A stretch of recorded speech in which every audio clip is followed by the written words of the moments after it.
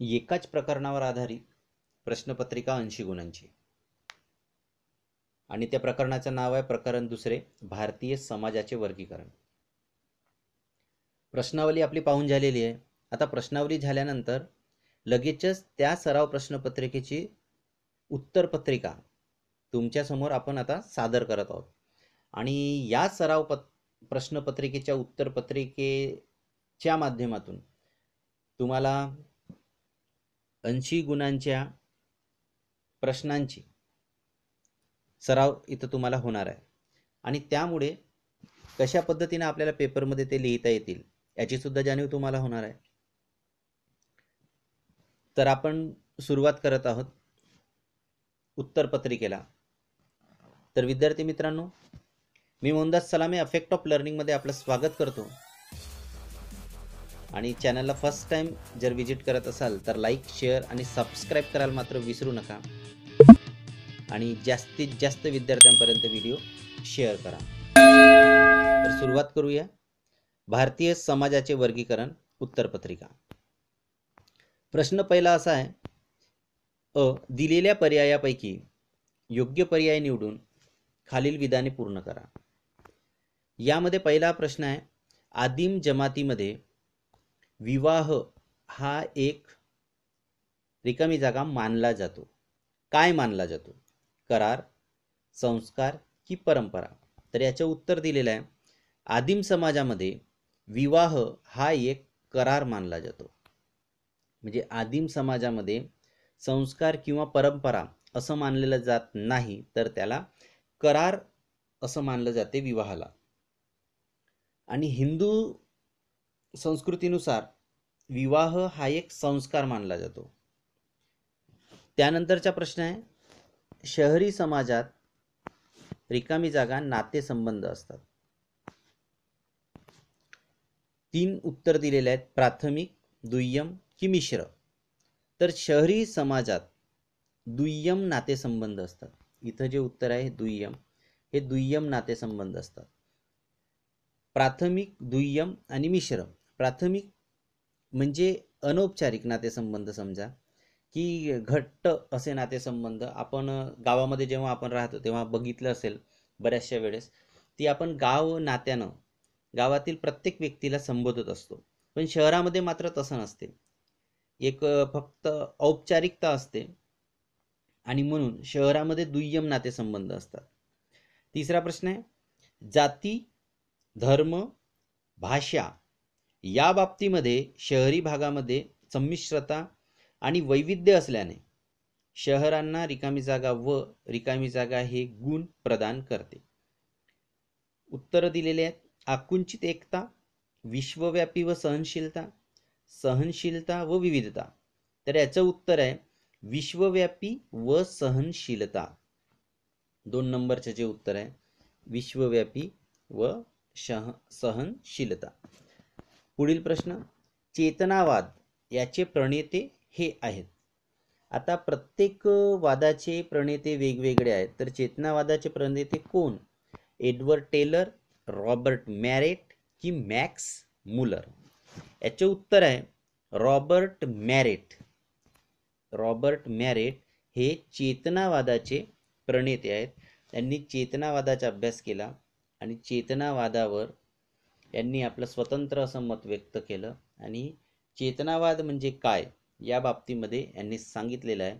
आणि त्याचे प्रणेते रॉबर्ट मॅरेट यांना चेतनावादाचे प्रणेते मानले जाते. 5वा प्रश्न, पूर्वजांच्या आत्म्याचे पूजनास रिकामी जागा वाद म्हणतात. कोणता वाद? मानववाद, निसर्गवाद, जीवात्मवाद, मानववाद तर याचं उत्तर आहे जीवात्मवाद. ज्या ठिकाणी पूर्वजांच्या आत्म्यांचे पूजन केले जाते त्या वादाला जीवात्मवाद असं म्हटलं जाते. पहिला प्रश्न इथं आपण पूर्ण केलेला आहे. आता पहिल्या प्रश्नातीलच प्रश्न 1ब, पुढील प्रत्येक गटातील चुकीची जोडी ओळखून दुरुस्त करून लिहा. इथं जोड्या दिलेल्या आहेत, जी जोडी चुकीची आहे ती दुरुस्त करून लिहायची आहे. पहिला आहे, मुंबई झोपडपट्टी दिल्ली झुग्गी झोपडी, कोलकाता चेरी, बंगळुरू केरी. आता झोपडपट्टीला वेगवेगळ्या भागामध्ये काय काय म्हणतात ही त्याची जोडी आहे. तर याच्यामध्ये चुकीची जोडी आहे कोलकाता चेरी. कोलकात्यामध्ये झोपडपट्टीला चेरी म्हणत नाही. तर दुरुस्त केलेली जोडी आहे कोलकात्यामध्ये झोपडपट्टीला बस्ती असं म्हटलं जाते. तर अशा पद्धतीनं तुम्हाला इथं लिहायचं आहे या पद्धतीनं. पुढील आहे कानपूर आहाता, जयपूर गंदी बस्ती, चहामळ्यांचा भाग बराक, खाणींचा भाग घोबारा. तर यामधली चुकीची जोडी आहे जयपूर गंदी बस्ती. जयपूरमध्ये झोपडपट्टीला गंदी बस्ती म्हणत नाही. तर दुरुस्त जोडी आहे जयपूरमध्ये झोपडपट्टीला कच्ची बस्ती असे म्हणतात. आणि याचा आपण सविस्तर व्हिडिओ बघितलेला आहे, याच प्रकरणामध्ये ब्लॅकबोर्डवर बघितलेला आहे. पुढचा प्रश्न तिसरा, प्रदेश आणि आदिम जमाती. आता प्रदेश आणि आदिम जमातीमध्ये जसं हिमालयामध्ये इथं आपण गारो, मध्य भारतामध्ये गोंड, पश्चिम भारतामध्ये तोडा आणि बेटे जरावा, यामधली चुकीची जोडी कुठली आहे? तर यामध्ये चुकीची जोडी आहे पश्चिम भारत तोडा. कारण दुरुस्त केलेली जोडी आहे पश्चिम भारतामध्ये. पश्चिम भारतामध्ये कोणकोणत्या आदिम जमाती आपल्याला पाहायला मिळतात? तर त्या ठिकाणी आहेत भिल्ल, कातकरी, वारली आणि बैना. त्याचप्रमाणे हिमालयामध्ये सुद्धा गारो बरोबर इतर जमाती पाहायला मिळतात. मध्य भारतामध्ये गोंड या जमातीसोबत इतर जमाती आपल्याला पाहायला मिळतात. या ठिकाणची चुकीची जोडी आहे पश्चिम भारत तोडा आणि दुरुस्त केलेली जोडी आहे भिल्ल, कातकरी, वारली, बैना. प्रश्न क, प्रत्येक विधान वाचा आणि चौकटीत दिलेल्या योग्य संज्ञा पाहून लिहा. आता कसा 3 संज्ञा दिलेल्या आहेत, निसर्गवाद, ग्रामीण समुदाय आणि शहरी समुदाय. आता या संज्ञेच्या भरवशावर म्हणजे ही संज्ञा दिलेली आहे, ही संज्ञा तुम्हाला क्लिअर करायची आहे, पण त्यासाठी काही मुद्दे दिलेले आहेत. तर मुद्दा असा आहे, साधा धर्म या संदर्भात आदिम समुदाय निसर्गवादी कसा आहे? तर याचं उत्तर आहे आदिम समुदाय निसर्गवादी आहे कारण तो नदी, झरे, सूर्य, चंद्र, जंगल इत्यादी निसर्ग शक्तींचे पूजन करतो. त्यामुळे साधा धर्म या संदर्भात ही बाब येते आणि म्हणून हा आदिम समुदाय निसर्गवादी आहे, कारण तो निसर्गातील ज्या बाबी आहेत त्यांचा तो पूजक आहे. पुढील प्रश्न आहे, पांढरपेशी गुन्हेगारी ची उदाहरणे सांगा. त्याचे उत्तर आहे शहरी समुदायाच्या बाबतीत पांढरपेशी गुन्हेगारीची उदाहरणे हे पुढील प्रमाणे आपल्याला सांगता येतील. जसं राजकीय क्षेत्रामध्ये भ्रष्टाचार, सायबर गुन्हे, अपहरण, फसवणूक इत्यादी. प्रश्न 1 ड, अधोरेखित शब्दांच्या जागी अचूक शब्द लिहून विधाने पूर्ण करा. अधोरेखित केलेला शब्द आहे. पहिला प्रश्न आहे, एक अमूर्त अलौकिक वेगवान शक्तीला निसर्गवाद म्हणतात. अधोरेखित केलेला शब्द आहे निसर्गवाद. याचं योग्य उत्तर आहे एक अमूर्त अलौकिक वेगवान शक्तीला मानववाद म्हणतात. कोणता वाद? मानववाद म्हणतात.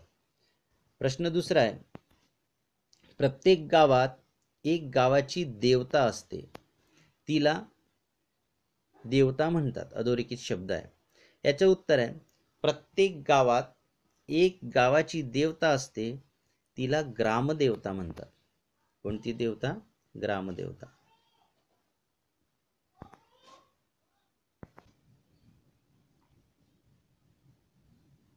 प्रश्न दुसरा, टिपा लिहा.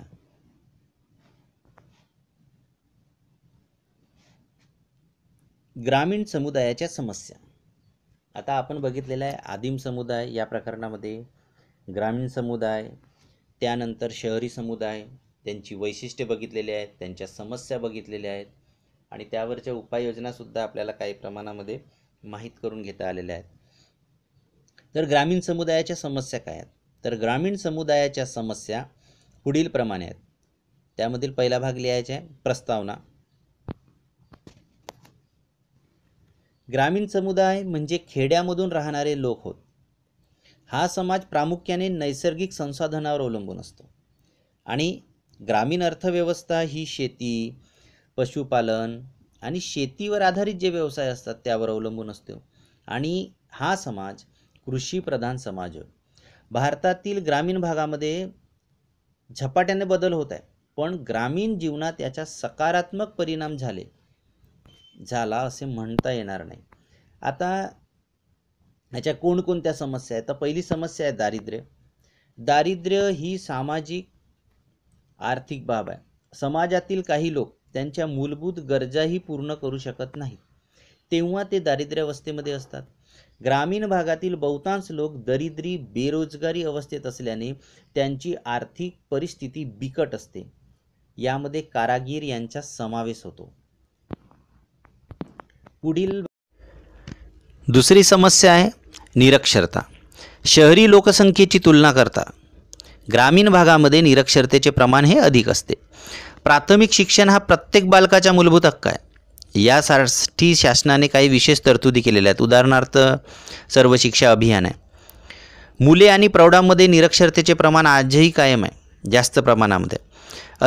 अर्थसंकल्पात ग्रामीण भागासाठी तुटपुंज्या तरतुदी हे त्यामागचे एक कारण आहे. विविध कार्यक्रम अथवा तरतुदी व्यतिरिक्त ग्रामीण भागातील शिक्षणाची गुणवत्ता ही चिंताजनक बाब झालेली आहे. तिसरी जी समस्या आहे ती आहे पारंपरिकता, पुराणमतवाद आणि अंधश्रद्धा. भारत आजही पुराणमतवादी समाज आहे. पुराणमतवादी समाज म्हणजे पुराणामध्ये सांगितलेल्या गोष्टी मानणारा, जुन्या गोष्टी मानणारा.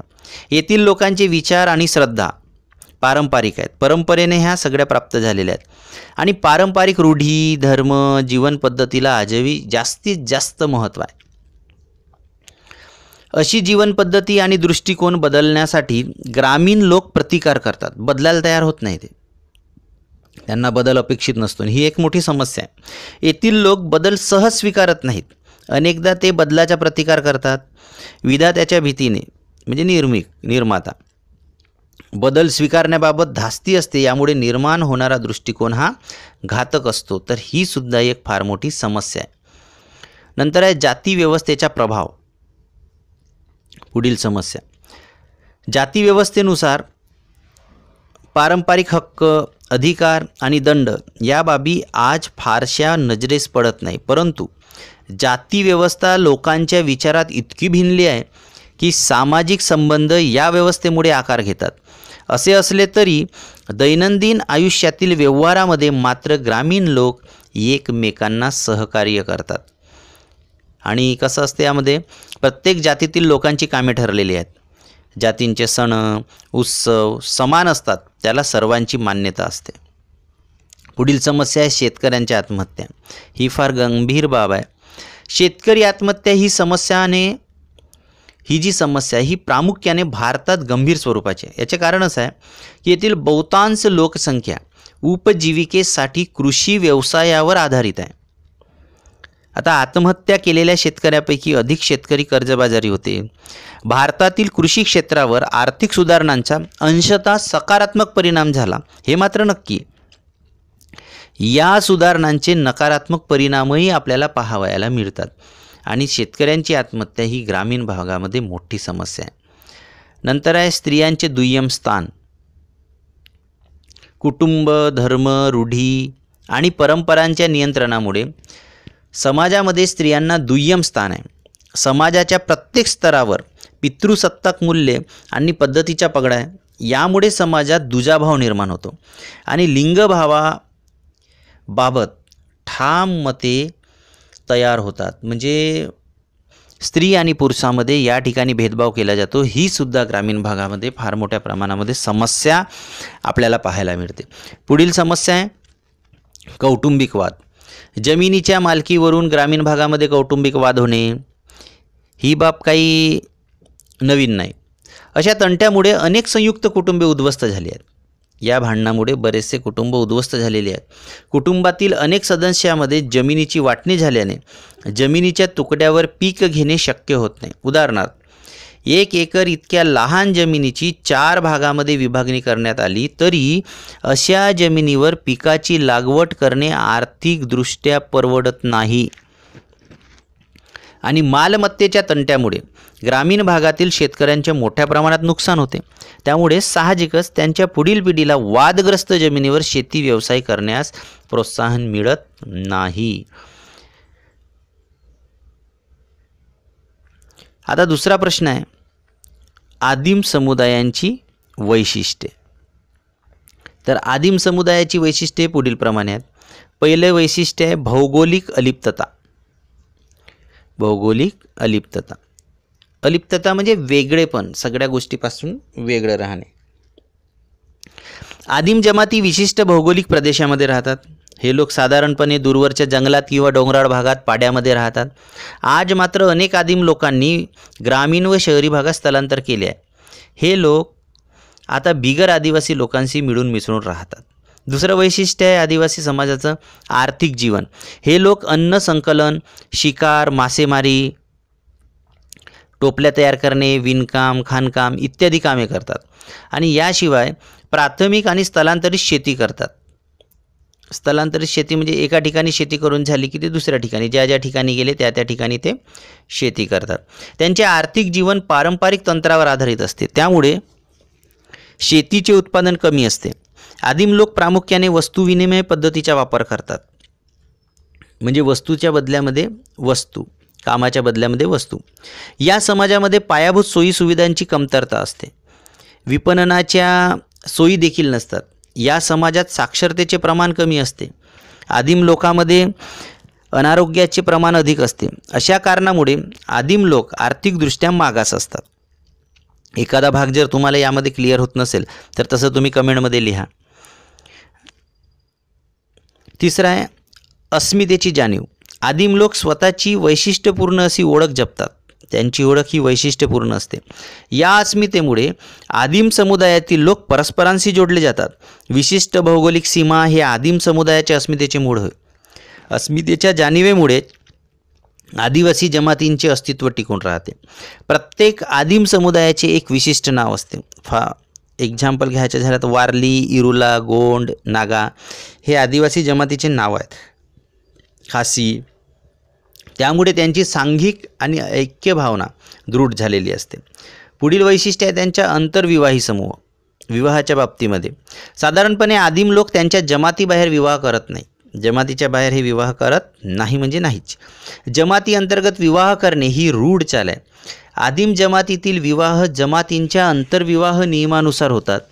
विवाह हा एक करार मानला जातो आणि घटस्फोट किंवा पुनर्विवाह निषिद्ध मानला जात नाही. घटस्फोट किंवा पुनर्विवाह निषिद्ध मानला जात नाही आणि विवाह करार मानला जातो. हा प्रश्न रिकामी जागेमध्ये आपला आलेला आहे वर. आता मात्र काय झालं, या गतिशीलतेमुळे या परिस्थिती सगळ्या बदलत गेल्या आणि गतिशीलतेमध्ये वाढ झाल्याने जमाती बाह्य विवाह देखील होतात जमातीमध्ये. पुढील आहे वैशिष्ट्यपूर्ण संस्कृती आणि भाषा. संस्कृती वेगळी आहे, भाषा वेगळी आहे. आदिम समाजाच्या सामाजिक रूढी, लोकसाहित्य, परिस्थितिकीय शास्त्र आणि श्रद्धा याबाबत वैशिष्ट्यपूर्ण परंपरा आहेत. प्रत्येक आदिवासी जमातीची बोलीभाषा भिन्न आहे, वेगवेगळी आहे प्रत्येकाची. तथापि जमाती व्यतिरिक्त इतरांशी संवाद साधण्यासाठी ते प्रादेशिक भाषेचाही वापर करतात. आता जमातीच्या व्यतिरिक्त इतर लोकांशी जेव्हा बोलायचे असते तेव्हा त्यांना प्रादेशिक भाषेचा वापर करावा लागतो आणि ते त्याचा वापर करतात. पुढील आहे साधा समाज वैशिष्ट्य. आदिम जमातींचे सामाजिक संबंध हे जातींचे सामाजिक संबंध प्राथमिकपणे कौटुंबिक आणि नातेसंबंधावर आधारित असल्याने या समाजाचे स्वरूप साधे असते. याखेरीज आदिम समाजात सामाजिक स्तरीकरण देखील आढळत नाही. त्यांच्या श्रद्धा निसर्ग आणि दृढ शक्तीवर आधारित असतात. त्यांच्या देवदेवता याच पारंपरिक श्रद्धावर आधारित आहेत. फार पूर्वीपासून त्यांच्या इतर संस्कृती किंवा लोकांशी फारसा संपर्क आलेला नाही. आता साधा धर्माच्या बाबतीमध्ये जीवात्मवाद, म्हणजे त्यामध्ये पूर्वजांच्या आत्म्यांचे पूजन, चेतनावाद, दगड, लाकूड यासारख्या कोणत्याही निर्जीव वस्तूवरील श्रद्धा, कुलप्रतीकवाद, पूर्वज म्हणून वृक्ष किंवा प्राण्यांची श्रद्धा आणि निसर्गवाद, नदी, झरे, सूर्य, चंद्र, जंगल इत्यादी निसर्ग शक्तींचे पूजन, मानववाद, एक अमूर्त अलौकिक वेगवान शक्ती मानववाद जी जगभर फिरू शकते आणि सजीव व निर्जीव वस्तूमध्ये प्रवेश करून शक्ती प्रदान करते. हे आदिम जमातीच्या धर्माचे प्रकार होत. पवित्र वने हा आदिम समाजाचा अविभाज्य भाग आहे. काळी आणि पांढरे जादू, पूर्वजांचे पूजन, हितकारक आणि अपायकारक शक्ती यावर आदिम समाजाचा विश्वास आहे. आता पवित्र वने म्हणजे काय हा भाग तुम्ही कमेंटमध्ये लिहा. आपण यावर डिटेल बघितलेला आहे. पुढील वैशिष्ट्य आहे समुदायाचे प्रशासन. प्रत्येक आदिम जमातीची प्रशासन व्यवस्था वैशिष्ट्यपूर्ण असते. या प्रशासन व्यवस्थेने व्यक्ती अथवा व्यक्ती समुदायाचे विविध प्रश्न सोडवायचे असतात. जमाती अंतर्गत प्रश्न सोडवण्यासाठी जमात पंचायत असते किंवा ते प्रश्न कौटुंबिक अथवा नातेसंबंधाच्या माध्यमातून सोडवले जातात. आदिम जमात प्रमुख आणि ज्येष्ठांचे मंडळ प्रत्येक जमातीचे प्रशासन चालवते. आता मात्र ज्येष्ठ मंडळाची ही अधिकारिकता क्षीण झाली आहे सद्यस्थितीमध्ये. पुढील आहे वैशिष्ट्य कुल संघटन. कुल हा आदी समाजाचा अविभाज्य भाग आहे. कुल म्हणजे रक्ताच्या नात्यांनी बांधली गेलेली कुटुंबे. कुल म्हणजे रक्ताच्या नात्यांनी बांधली गेलेली कुटुंबे. त्यांच्या वंशाची सुरुवात वास्तविक किंवा काल्पनिक व्यक्तीपासून किंवा वस्तूपासून झालेली असते. भारतातील बहुतांश जमाती ह्या बहिर्विवाह, कुल आणि वंशपरंपरा यामध्ये विभागलेल्या आहेत. आता कुल संघटन असल्यामुळे दृढ नातेसंबंध निर्माण होतात. तर पुढील वैशिष्ट्य आहे समतावादी मूल्य. सगळ्या बाबतीमध्ये समानता असणारे मूल्य. तर समतावादी मूल्यामध्ये आदिम जमातींची सामाजिक संरचना समतावादी तत्वावर आधारित असते. सामाजिक संबंधाची कोणतीही श्रेणीबद्ध रचना नसते. त्यामुळे आदिम समाजात जातीव्यवस्था किंवा लिंग आधारित विषमता आढळून येत नाहीत. यामध्ये जातीव्यवस्था पाहायला मिळत नाही आदिम समाजामध्ये आणि लिंगावर आधारित विषमतासुद्धा आढळून येत नाही. तथापि काही जमातीमध्ये जमात प्रमुखाला वरचे सामाजिक स्थान असते किंवा त्याला अधिक अधिकार असतात, पण भेदभाव मात्र नसतो. प्रश्न 3, फरक स्पष्ट करा. ग्रामीण समुदाय आणि शहरी समुदाय. तर फरक खालीलप्रमाणे. ग्रामीण समुदाय आणि शहरी समुदाय. तर ग्रामीण समुदायामध्ये म्हणजे खेड्यामध्ये राहणारे लोक.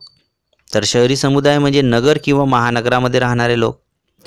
ग्रामीण अर्थव्यवस्था प्रामुख्याने शेती, पशुपालन आणि शेतीपूरक व्यवसायावर आधारित असते.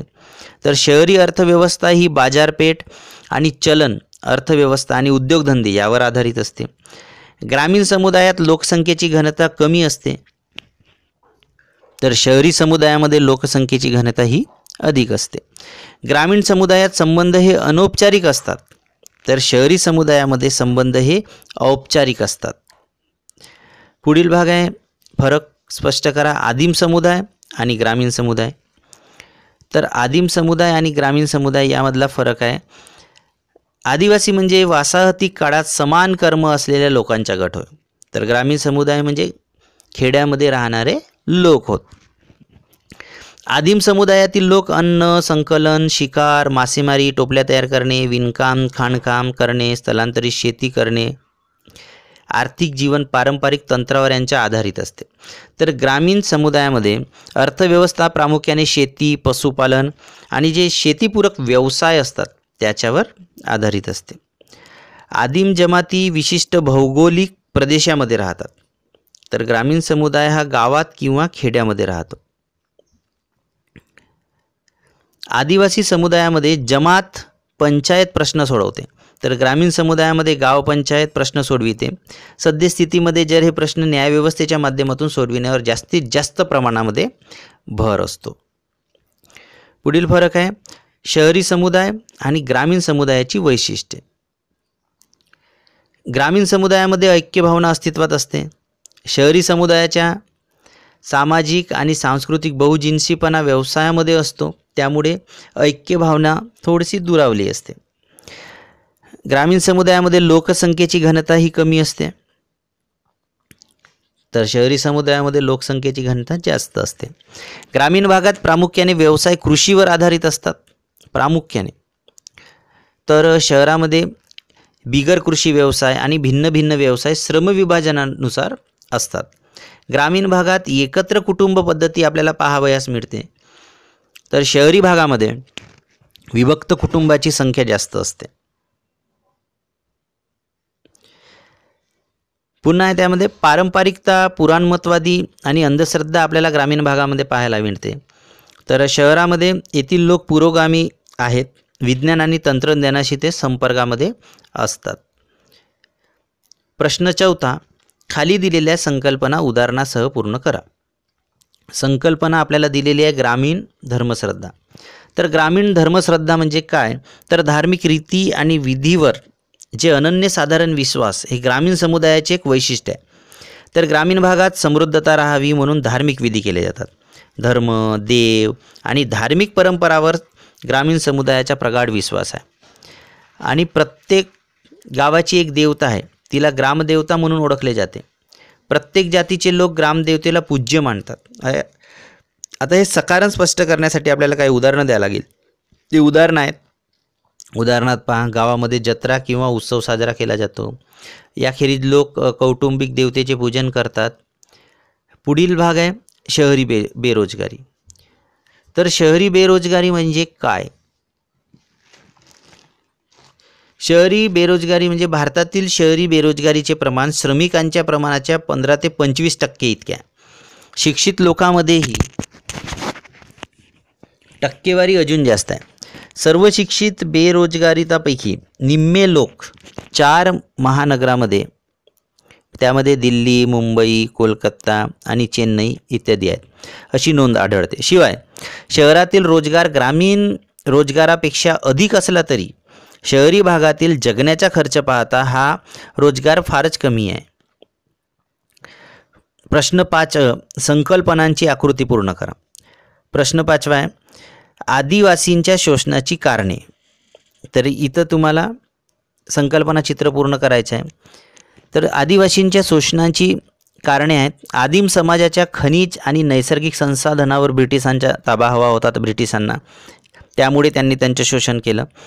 दुसरं आहे मिशनरींना आदिवासींचे धर्मांतरण करायचे होते. त्यानंतर व्यावसायिक अडत्यामुळे ते पारंपरिक वैद्यकशास्त्राला दुरावले गेले. आणि चौथं कारण आहे औद्योगिक उभारणी आणि धरण बांधणीमुळे आदिम जमातींचे त्यांच्या पारंपरिक मूलस्थानातून विस्थापन झाले. तर हे आदिवासींच्या शोषणाची कारणे आहेत.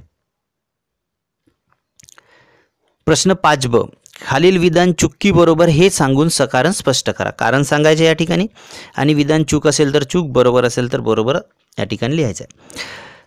तर पहिला आहे शहरी विकासाच्या जवळपास सर्व प्रमुख कार्यक्रमासाठी संसाधनांची उपलब्धता आहे. याचं उत्तर आहे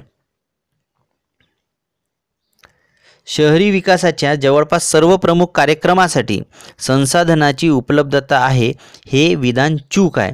तर योग्य विधान आहे शहरी विकासाच्या जवळपास सर्व प्रमुख कार्यक्रमासाठी संसाधनांची कमतरता आहे, उपलब्धता नाही, कमतरता आहे.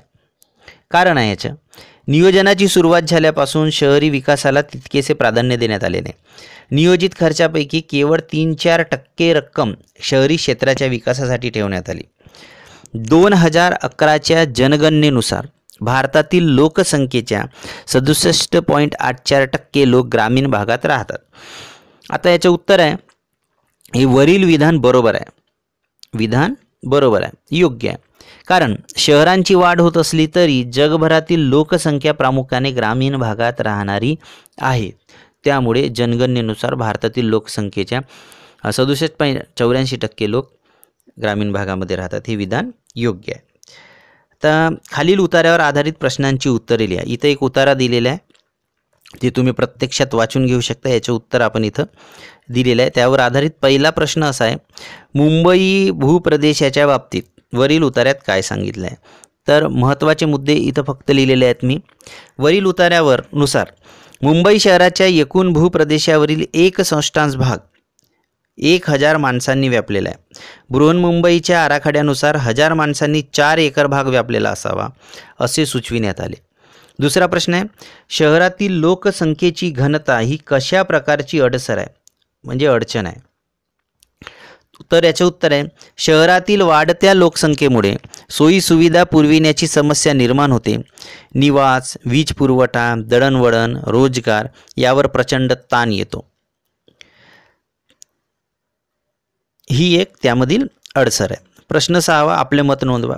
या प्रश्नाचे उत्तर हे वैयक्तिक राहू शकते, वेगवेगळ्या पद्धतीने तुम्हाला ते लिहिता येईल.